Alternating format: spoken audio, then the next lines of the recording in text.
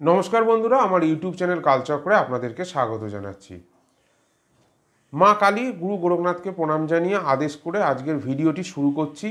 আজকে যে ভিডিওটি করছি খুব মন দিয়ে শুনবেন, কারণ প্রত্যেকটি মানুষের এখন সমস্যা শেষ নেই। কোনো একজন ব্যক্তি আমাকে ফোন করে জানিয়েছিলেন যে তার শরীরে পায়ে একটি ফোড়ার মতো হয়েছিল, তারপর থেকে সেটি ধীরে ধীরে ঘা হয়ে গিয়ে বড় হয়ে যাচ্ছে, কিন্তু কোনো মতে সেই ঘাটি সারানো যাচ্ছে না। তিনি বিভিন্ন ডাক্তারকে দেখিয়েছেন, ঘা শুকাচ্ছে না, ব্যান্ডেজ করেছেন, ডাক্তার যা যা বলেছেন তাই তাই করেছেন, কিন্তু কোনো মতে তার ঘা শুকাচ্ছে না। দিনে দিনে সেই ঘাটি বড় হয়ে যাচ্ছে। তিনি নিজে তো খুবই ভয় পেয়ে রয়েছেন এবং তার পরিবারের লোকও খুব ভয় পেয়ে আছেন। আমাকে ফোন করার পর আমি তাকে বলি, কলকাতা মেডিকেল কলেজে ট্রপিক্যাল বিল্ডিং আছে, যেখানে শুধুমাত্র স্কিনের রোগ সহ এই ধরনের ট্রপিক্যাল ডিজিজ, অর্থাৎ যে রোগের ওষুধ নির্ণয় করা কঠিন, সেই সব রোগের চিকিৎসা করা হয় কলকাতা মেডিকেল কলেজের ট্রপিক্যাল বিল্ডিংয়ে। অর্থাৎ যদি যারা কলকাতায় থাকেন তারা চেনেন, আমি ঠিকানাটাও বলে দিচ্ছি।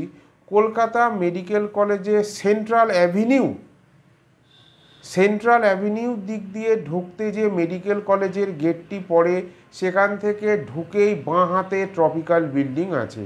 যদি কারোর এই ধরনের সমস্যা থেকে থাকে, সেখানে গিয়ে আমার ভিডিওটি দেখার পর সেখানে যদি যোগাযোগ করেন, তাহলে আপনারা উপকৃত হবেন। ডাক্তার যেভাবে পরামর্শ দিচ্ছে সেইভাবে চললে উপকৃত পাবেন। তারপরেও যদি আপনার মনে হয় বা মনে কোনো সন্দেহ থাকে যে আপনার ঘায়ের ওপরে, আপনার শারীরিক অসুস্থতার ওপরে কেউ গুণ তুক কালা জাদু এইসব ক্রিয়া করে দিয়েছে, তাহলে দয়া করে সন্দেহ হলে আপনার যাকে পছন্দ, আমার মতো যারা সেবামূলক সাধনমূলক পথে আছেন, যাদেরকে আপনার পছন্দ, এই পৃথিবীতে শুধু আমি একমাত্র এই ক্রিয়াকলাপ করি না, আরও অনেক ব্যক্তি আছেন যাদেরকে পছন্দ, তার কাছের সঙ্গে পরামর্শ করবেন ফোনে বা সাক্ষাতে দেখা করে। তো আজকে আমি মনে করছি যে কিভাবে যদি এই রকম দুষ্ট ব্যক্তি ঘায়ের মধ্যে, ফোড়ার মধ্যে যদি এরকম ভাড় মেরে দেয়, ভাড়বান মেরে দেয় বা বান মেরে দিয়ে ঘা ভাড়িয়ে দেয়, তাহলে কিভাবে সেটাকে সারানো যায়।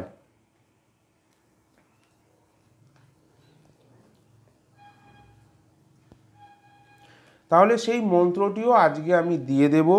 মন্ত্রটি সাবর মন্ত্র, কিন্তু খুবই শক্তিশালী সিদ্ধ সাবর মন্ত্র।